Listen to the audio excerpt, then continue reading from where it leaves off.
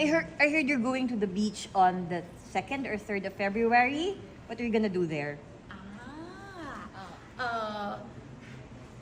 Short film. We're gonna yes. shoot the short film. Actually, bakit siya nabuo? Because when I was in Thailand, we did it.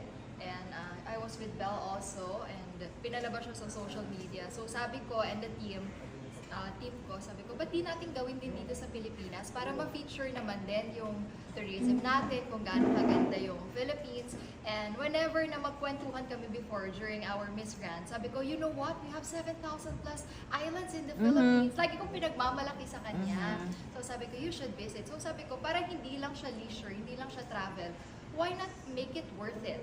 And sabi nga namin ng team, yung nagbuo kami ng short film, and the short film about that, hindi lang siya drama or anything, meron siya in connection siya sa charity. So yung proceeds na pwedeng makita or kitain nung short film na gagawin namin, we're gonna donate it to the chosen charity. It's also connected with Miss Grand International. What is the film about? Kahit ano lang, huwag mo ibigay lahat. Parang yung ano lang, vague description about it. Siguro ano na lang, connected siya sa sakit.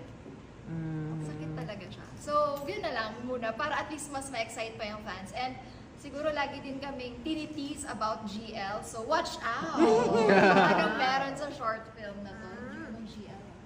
Yes. Tell me, don't tell them a lot, So, wait, I have a question. okay, I need to. Okay. I talk too much. The details are dito. Okay, so you're gonna use Tagalog ba? Thai? English? Paano ba to?